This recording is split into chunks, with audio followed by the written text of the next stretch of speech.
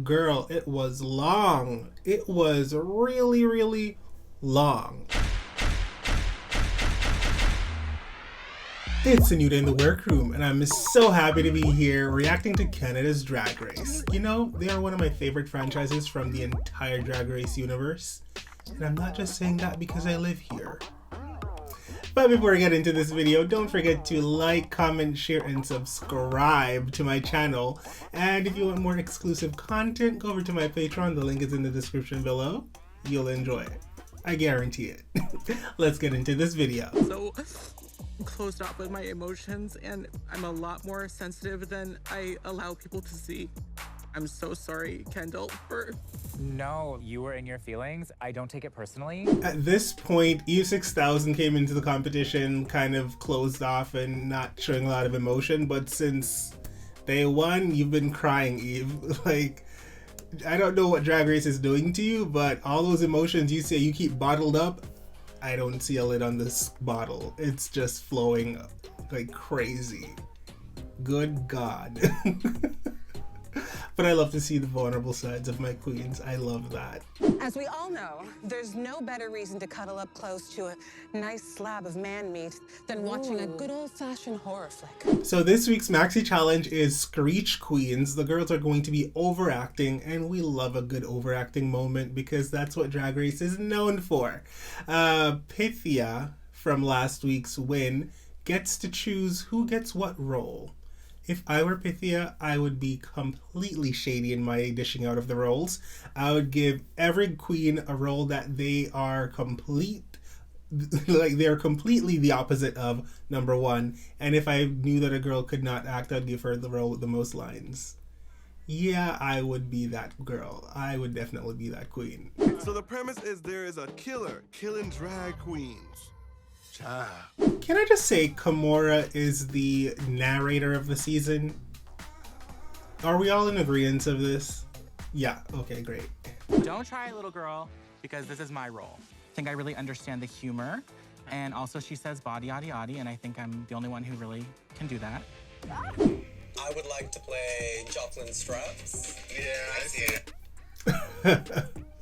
I love when the queens fight for a role. I want them to do a whole audition. I live for the auditions. It's so fun. If two queens want a role, no more rock, paper, scissors. Audition for the role, bitch. We're kind of doing impersonations to an extent, right? I need to say this. Kendall Jenner with a 5 o'clock shadow, that little beard thing going on. Okay, carry on. So if it's one thing I can do, it's emote. Oh, bro.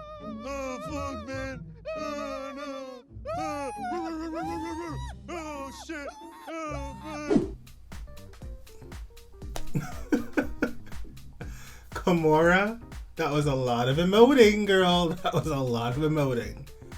Woo. When did you dress up for Halloween as children? To school, I was too nervous, so I dressed up as a sailor.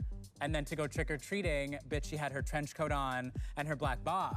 And she was Victoria Beckham. Come on. I can't. I cannot. I've never done trick-or-treating. Never did the whole Halloween thing. This year was going to be the first time I was going to attempt to do that.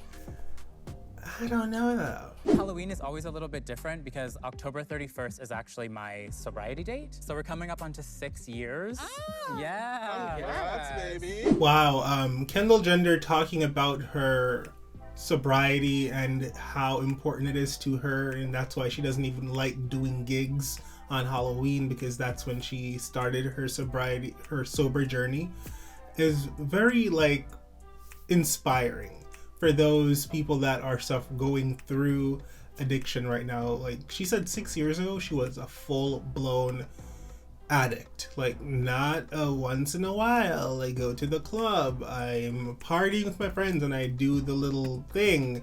She's like, no, this was my lifestyle. And so I'm proud of her. I don't know you, girl, but I'm proud of you because I know for a lot of people with addictive personalities and they're trapped in that space, it's not easy to stop. So for you going 6 years strong, kudos. Love you for that. Stephanie, tone down a bit, honey. I love the commitment. I need you to dial it back a little bit. On me? Yes. Okay. Sometimes get so gregarious that I'm not understanding everyone else in the scene. I understand your note, but I want all eyes on me. I don't know who I would say was the best and who I would say is the worst. Some queens got more notes than others, but I didn't see enough of each queen to be like, yeah, I have an opinion on it. But I am excited. I can't wait to see the finished product. My relationship with my dad, I would say, is evolving. When I was 16, he told me that he can't handle my openly gay lifestyle. I didn't talk to him for like 5 years. Ugh, I hate these stories. Like, not hearing the story, but like, I hate that these stories happen. Eve 6000's dad, like, not being able to handle the gay lifestyle or whatever, and them not having a relationship for years. It sucks. It sucks that these things happen to people in our community. It sucks that it's probably still happening today. And all I can say is, if you're going through this, somebody loves you. I love you. You're gonna be okay. Screw that whoever is not willing to be a part of your life right now. They'll come around, and if they don't, well, that's their loss. My father, he spied on me, and he used different names on internet to talk to my boyfriend at the time and destroyed my first relationship. Adriana's story is so messed up. Like, what? I get that a lot of people, and it's like not even that surprising, because I know people that have gone through similar situations, but sometimes you don't think about it for a while, and it's like so far removed from your mind, and then you hear about it happening to someone else, and you're like, oh shoot. It happens to a lot of people. Having her being spat on, disowned, coming from a religious family, and then like your dad creating fake internet profiles to like break up your queer relationship. That's some serious investment, like, into your queer life, for someone who literally wants nothing to do with you and your queer life because they think it's an abomination. It's truly wild the way some people's mind works. Brooklyn looks phenomenal, okay? And I will say that each week when she is looking how she's looking. This red look, it's very simple. It's giving me very Grease when Sandy wanted to be a bad girl. Hong Kong, you know? But in red, and like stoned the house down. With a cape and the hair, I am obsessed with drag hair. That's not the traditional Marcel wave and the traditional split down the middle and long flowy human hair. I love this. I love the makeup, everything about it. Brooklyn looks amazing. Amazing. Did I say she looked good? Category is Good Girl Gone Bad. Suki Doll slayed this freaking runway, coming out with the religious look and then giving me a whole freaking reveal into this tattooed skin outfit, body on 10, titties tittying, nipples pierced, punk rock hair, and the makeup went with it. This is a fully realized look, and I love the whole concept of it. She's a star. Like, when it comes to a look, I don't think this queen is gonna ever let me down. I don't think that's gonna happen. So far, I'm just like eating everything up she does. Okay. I liked the idea of this. When Eve 6000 was painting her face silver, I was like, what you gonna do? But when she walked around the corner, I was like, oh, okay, it's a whole grayscale makeup. You have a whole bodysuit that's giving the illusion, and it's stoned. I was like, ooh, high concept. Love that. And the 50s, 60s red dress, that was cute. I will say, though, that when you had that dress on, you're a body girl, and so whenever you come around the corner, I'm always expecting it to be where it's supposed to be, and where it's cinched where it's supposed to be. Like, I'm expecting it to be like va va voom, because that's what you've given me all the time. But the red dress wasn't giving va va voom. It was kind of giving frumpy. And then when you reveal, I was like, ooh, ooh, ooh, ooh. I see the reveal coming, and it's like, we had to pause literally for the reveal. That was taking me out of the illusion and out of the like experience. But once you did the reveal, I loved it. I was like, yes, yes, yes. Naughty, grayscale, 50s housewife trying to save her marriage. I see it, I feel it, I love it. Stephanie Burns looks freaking bomb.com.uk.gov. .ca. She looks good. I love the hair. I love the makeup. I love the body that I'm getting. It's a very different take of Dorothy. I will say it's a very different take on Dorothy. Yeah, I could see this fitting the brief for the runway. If I think about it hard enough, Dorothy's known as like a good girl, and you've kind of slutified Dorothy a little bit. So yeah, okay, I'm buying it. Okay, Cynthia Kiss. I love the dress. I actually really, really love the dress. I would have put a belt around it, but because you're going for bad girl and not sexy girl, I guess you don't need the belt because you're not trying to be high fashion in this moment. A nice black belt would have made it look so good. Cinch that waist. I don't see the good girl transforming into a bad girl.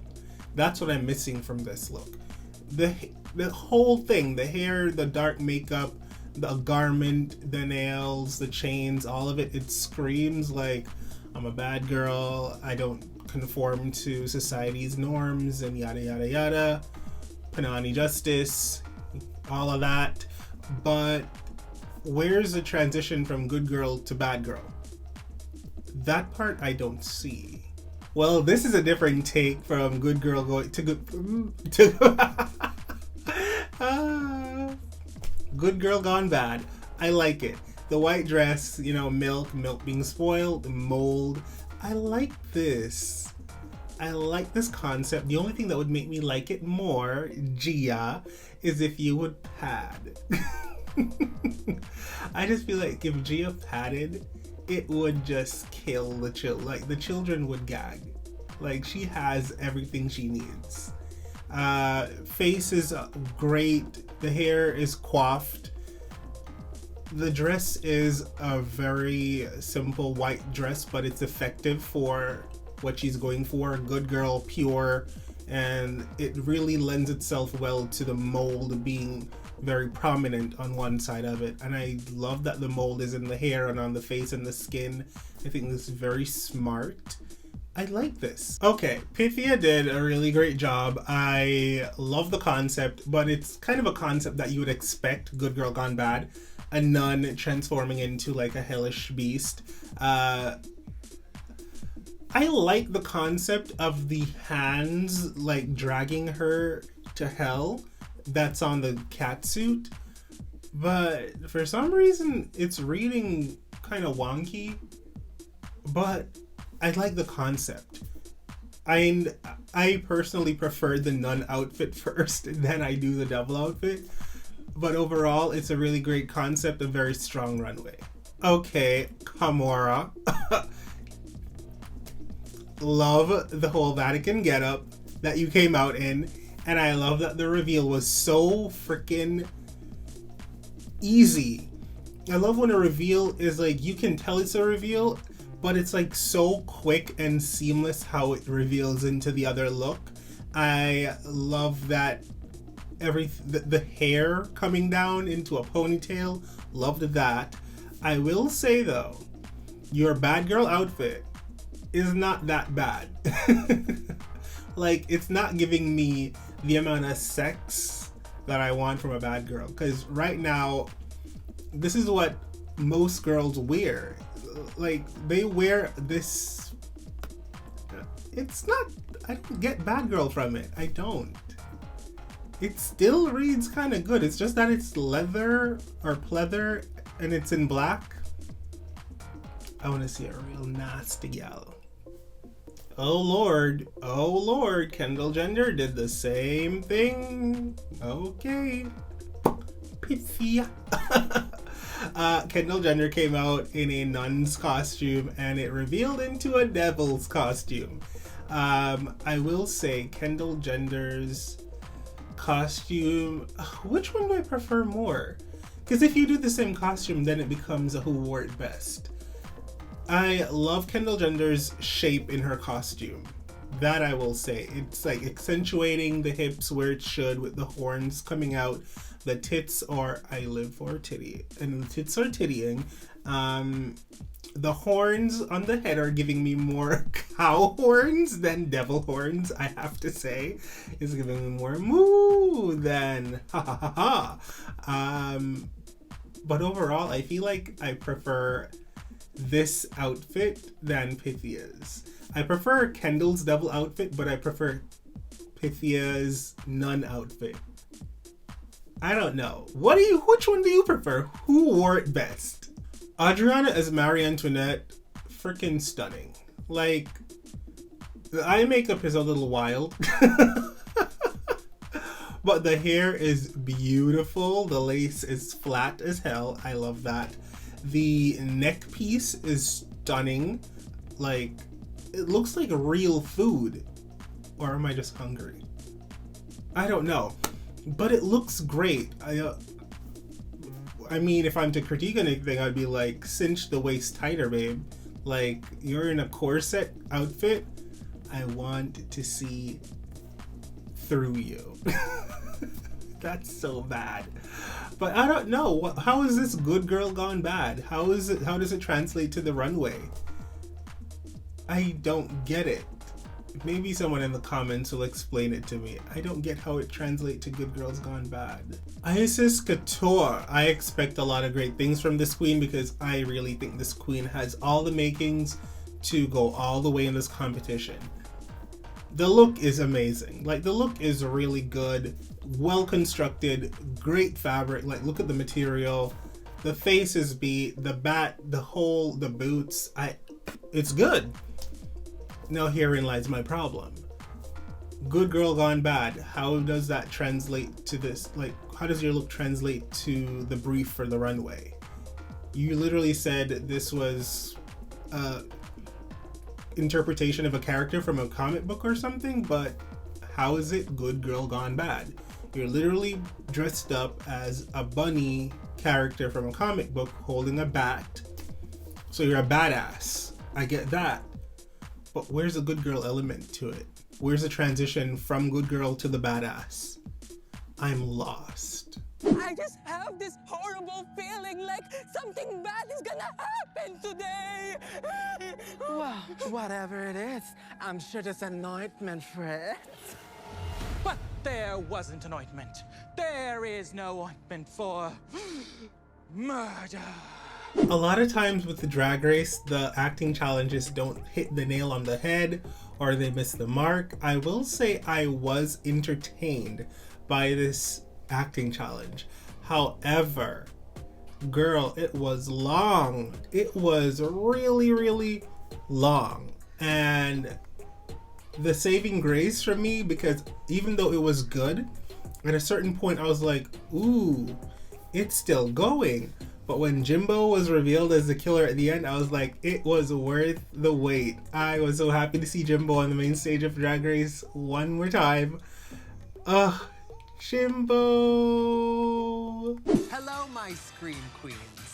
You represent the tops and bottoms of the week. Wow, wow, wow, wow, wow. Okay, so right off the bat, the top girls are geometric, which is pretty cool. Seeing that Gia was like in the bottom episode 1, then episode 2 she was like in the top. I think she won. And now she didn't. She was in the top. And then episode 3, she's here like killing it too. Like, I love to see it. I really love to see that. And Eve 6000, you're finally in the top, sweetheart. Congratulations. Now for the girls that I'm scared for this week. I don't think that Stephanie Prince is going to lip sync. I think even though she was kind of one note throughout the entire performance, I feel like she's safe. I feel like she's gonna be okay. Who I feel like the producers are gonna put in the bottom two now are the 2 Brat Pack sisters. It just makes for good TV, and that's what I expect to see. I see my good sis Kendall Jenner down there with Cynthia lip singing for their life. Congratulations. You are the winner of this week's Maxi Challenge. Oh my god, thank you so much. I'm not a hater, I swear to you. I just don't get it, and I need someone to explain it to me. Adriana wins the Maxi Challenge. I didn't think the Brad character was that amazing. I just didn't think so. I would have really seen it more if it were given to Gia or even Eve. I didn't think the Brad character was that bomb. In the good sense. And I still don't understand. The Runway's beautiful. Is it one of the best I've ever seen on Drag Race in general? Amanda was kind of stretching. But again, perception. It's really good. I just don't see the good girl gone bad. Is it that the good girl is that there's sweets around her, so that's good? But no, it's like, let them eat cake. I don't get it. Someone has to explain it to me. I swear to you. You are safe. Please join your sisters at the back of the stage. Good job, babe. Ooh, Kendall Jenner's safe. So it's not going how I thought it was gonna go, actually.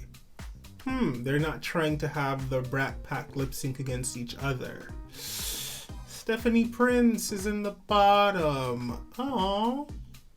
With Cynthia. I don't know how this is going to go. Now, sachet away. Thank you. I love you so much. And remember, ladies, I actually forgot my line. I love you guys. Oh, wow. Okay, so Cynthia wins the lip sync and Cynthia gets to stay. And unfortunately, our good sis, Stephanie Prince, is going to sashay away this week. Stephanie looked amazing. She fought like crazy in this lip sync. She did an amazing job. But it's just not in the cards for her this week. I will miss her on my screen because she is so entertaining in the confessionals. But that's it for this week's video, guys. Thank you so much for watching. Don't forget to like, comment, share, and subscribe. Go over to my Patreon for more exclusive content. And until next time, bye. Hey beautiful humans, you've made it this far in this video. Why not subscribe to my Patreon? You can sign up for exclusive content I don't post on YouTube, or support me making content for this channel. Speaking of, why don't you watch another video?